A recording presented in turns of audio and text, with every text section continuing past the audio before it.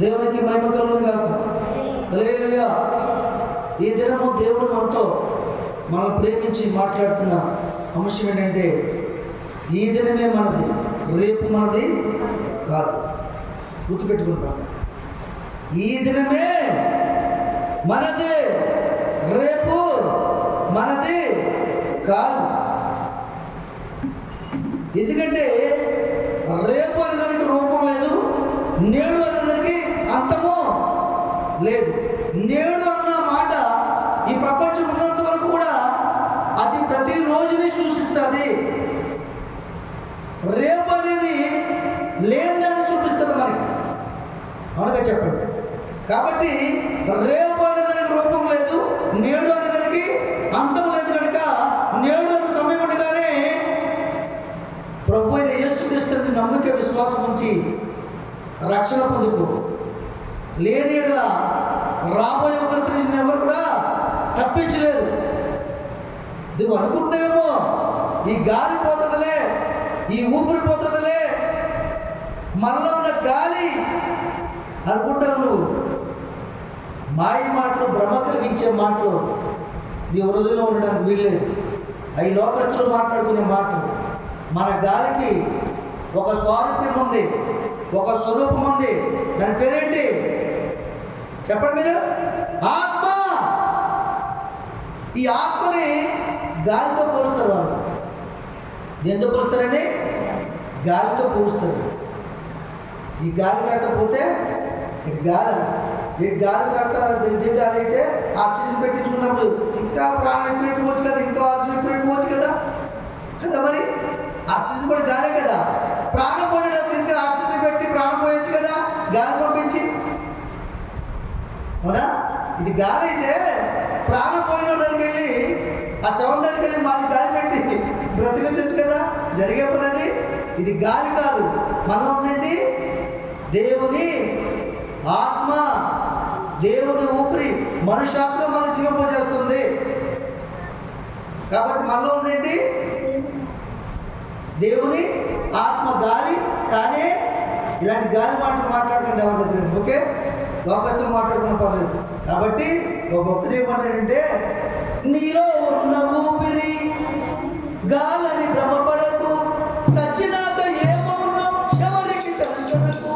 నీలో ఉన్న ఊపిరి గాలని భ్రమపడకు, సచ్చినాక ఏమవున్నావు ఎవరికి తెలుసుకు. నీలోని ఆత్మకు నీలోని ఆత్మకు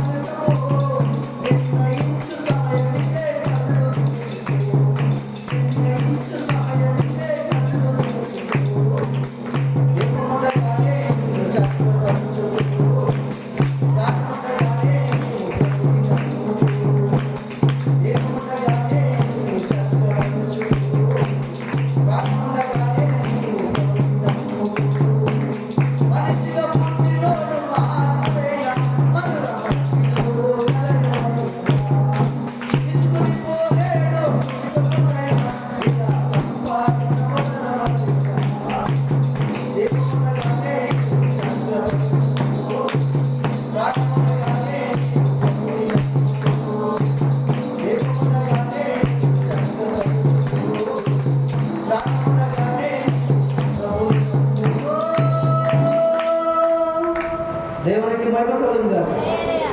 అర్థమవుతున్న మనలో ఉందేంటి? గాలి కాదు. గాలి మాట మనం మాట్లాడు. గాలి మాట అంటే ఎవరి చెప్పండి? గాలి మాట్లాడుతుంది మీతోటి. అమ్మా, గాలి మాట అంటే ఎవరే? గాలి అంటే ఎవరు? సైతాను, అపవాది మాటలు, నిన్ను మభ్యపరిచే మాటలు, భ్రమపరిచే మాటలు. అపవాది సంబంధికులందరూ కూడా గాలి అని అంటారు ప్రాణాన్ని. ఈ ప్రాణం ఎంత విలువైందో తెలుసా మీకు? తెలుసా? బంగారం విలువైందా, ప్రాణం విలువైందా? చెప్పాలి. ఒకవేళ బంగారం విలువైంది అనుకున్నావు అనుకో, నీ ప్రాణం పోయిందనుకో, బంగారం నీ మీద వేసుకోగలవా? నీ మీద ఉన్నటువంటి ముఖ పుడకలు, కాళ్ళు దుద్దులు, అయ్యేంటి కాళ్ళు రింగులు, ఇవన్నీ కూడా లాగేస్తారు ప్రాణం పోయాక. రాకపోతే ఏ లెక్క నరికేస్తారు బంగారం అయితే.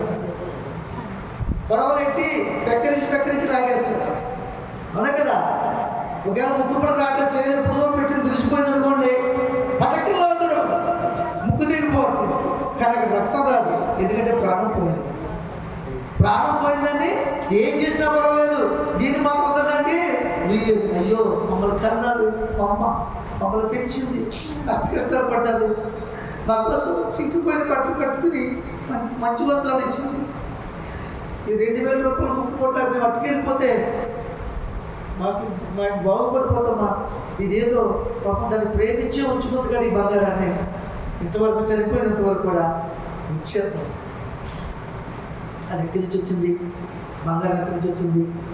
భూమిలోంచే వచ్చింది. నీ తల్లి ఎక్కడి నుంచి వచ్చింది? శరీరం భూమిలోంచి వచ్చింది. భూమిలో ఉన్నదాన్ని, భూమిలోంచి వచ్చిందని భూమికి అప్పిస్తాను కనుక ఈ బంగారం అనేటువంటి ప్రేమ కలిగిన తల్లికి ఈ బంగారం నేను తీసుకెళ్ళలేదు. ఇలాంటి మనసుకెళ్ళి మన కొడుకే ఉన్నారా? బంధువులు ఎవరు ఉన్నారా? ఎవరు ఉన్నారా? అంత స్వార్థం, జగన్నాటకం. పైసలుంటే పరమాత్మని కూడా అంటారండి, ప్రభు అని కూడా అంటారండి. ఆ మాటలు అనకూడదు అంటారు. ఆ పైసలు అనిపిస్తే వాళ్ళ చేత పొద్దుకుని వచ్చి కాబట్టి ఇంకా ఏదో బ్రతికేద్దాం, ఏదో చేసేద్దామని ఆలోచుకున్నాము. ఈ దినము రాత్రి ప్రభు నిలిపిస్తే, నరులారా రండి నా ప్రదేశాన్ని, మీకు సిద్ధపరిచిన ప్రదేశాన్ని పిలిస్తే వెళ్ళిపోక వ్యర్థము మీ ప్రయాసం చెప్తుంది. ఇందాక మనం మాట్లాడు, నీవు లేని జీవితం వ్యర్థము, నిందికలు జీవించితే వ్యర్థము. యేసు ప్రభు, యేసు ప్రభు, యేసు ప్రభు, యేసు ప్రభు, యేసు ప్రభు, యేసు ప్రభు, యేసు ప్రభు, యేసు ప్రభు, యేసు ప్రభు, యేసు ప్రభు, యేసు ప్రభు, నీవు లేని జీవితం వ్యర్థము ప్రభు, నీవు లేని జీవితం వ్యర్థము ప్రభు, నీకు కలిగి జీవిస్తే ధన్యము ప్రభు, నీకు కలిగి జీవిస్తే ధన్యము ప్రభు. యేసు ప్రభు, యేసు ప్రభు, యేసు ప్రభు, యేసు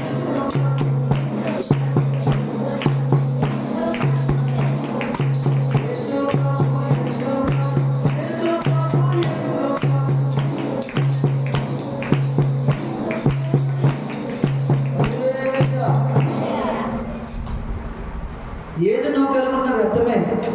వెండి కలిగి ఉన్నా, బంగారం కలిగి ఉన్నా, ఆస్తులు కలిగి ఉన్నా, అంతస్తులు కలిగి ఉన్నా, ఈ లోకంలో ఉన్నంత వరకు జీవించడానికి మాత్రమే తప్ప ఏది మనం తీసుకెళ్ళము, ఏది కూడా మనం వెంట.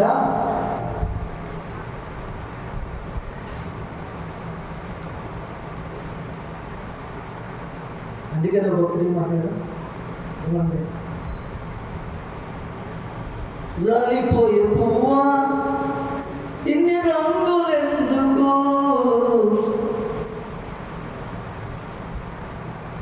పడుతున్నాడు లేదా?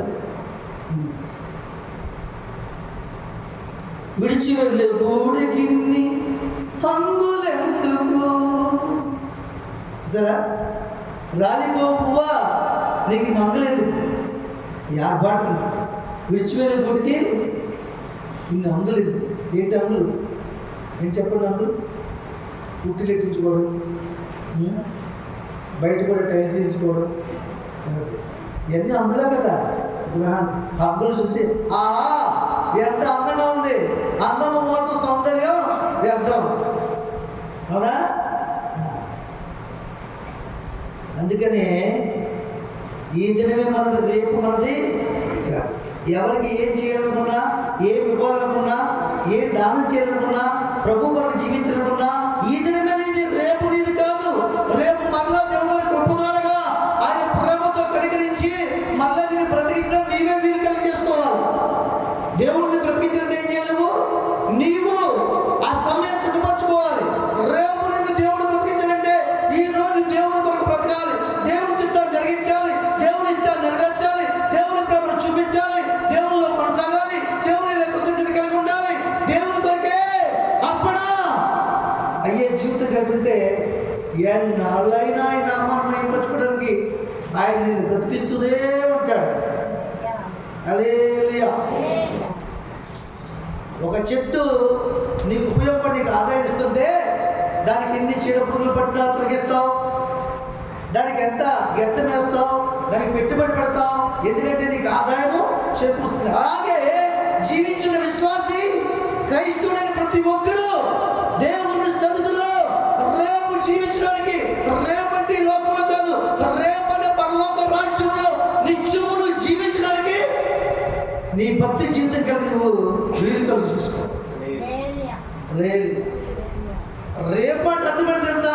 మరణము లేని రోజు. అది ఎక్కడ కనబడుతుందంటే పరలోక రాజ్యంలో కనబడుతుంది. రేపు ఆ దినము నువ్వు చూస్తావు. ఈ దినము దేవుని కోసం బ్రతికితే, ఈ దినమును పాపాన్ని విడిచిపెడితే, ఈ దినము నువ్వు పరిశుద్ధత కలిగి జీవిస్తే, ఈ దినము దేవుని కోసం జీవితం నిబంధన చేసుకుంటే, ఈ దినము నువ్వు పాపాన్ని విడిచిపెడితే, ఈ దినం నీ దుర్బుద్ధిని విడిచిపెడితే, రేపు అనేటువంటి పరలోక రాజ్యమును, నిత్య రాజ్యమును అక్కడ నువ్వు చూడగలవు. అది నిజమైన రేపు. నీ కొరకు దాచబడిన రేపు అది నిజముగా కనబడేది. ఈ లోకంలో రేపు అనేది కనబడదు. రేపు రేపు నిజం చెప్తామయ్యా, రేపిస్తాను ఎందుకంటే ఎప్పుడన్నా మంచిది కదా, నా అప్పు తీసడానికి ఇష్టం లేదు, నా రుణం తీసడానికి లేదు, నీకు ఇష్టం లేదు, ఎందుకు రేపు రేపు అని చెప్తున్నావు? ఇదిగో నేను ఈ వేళ విడిచిపెట్టి వెళ్ళిపోతున్నాను, నువ్వు నా రుణం తెచ్చొద్దు. నన్ను విసిగించావు, నన్ను బాధ పెట్టావు, ఈ అవసరం తీర్చుకున్నావు, నా అవసరం తీర్చలేదు, కృతజ్ఞత ఈడు నువ్వు ఇక్కడ రుణము తీర్చక్కర్లేదు, నేను వదిలి వెళ్ళిపోతున్నా. ఈ దినమే కార్యం చేయగలను, రేపు కనుక నేను కార్యమో చేయలేని వల్ల నా మనసు మారిపోతుంది. దేవునికి మహిమ కలుగుతుంది. కాబట్టి దేవుని సందులో నువ్వు ఏం ఇవ్వాలన్నా, నీ హృదయం ఇవ్వాలన్నా, నీ దేహాన్ని ఆలయంగా మలుచుకోవాలన్నా, నీ ఆత్మని అప్పగించాలన్నా, పరిశుద్ధ అభిషేకంలో రావాలన్నా, ఒకరు సహాయం చేయాలన్నా, ఒకరు ప్రాణ పరిస్థితిలో బెడ్ అవసరమైతే ఇవ్వాలన్నా ఇవ్వ, ఏం పర్లేదు. ఈ దినమే చేయడానికి సామర్థ్యం కలిగి ఉన్నాం. రేపు నీ చేతిలో లేదు. ఈ దినమే మనది. చెప్పండి, ఈ దినమే మనది, రేపు మనది కాదు. ఏ నాటికి నాటికి చాలు. ఏ దినము ఏమి సంభవించినా నీవే నువ్వు సమాధానా.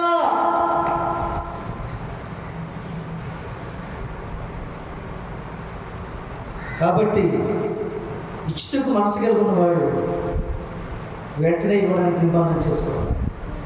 ఏదైనా సరే, నీ హృదయం కావచ్చు, దేవుని కాను కావచ్చు, నీ దేహార్పణ కావచ్చు, దానం కావచ్చు, సహాయం కావచ్చు, పరిచర్య కావచ్చు,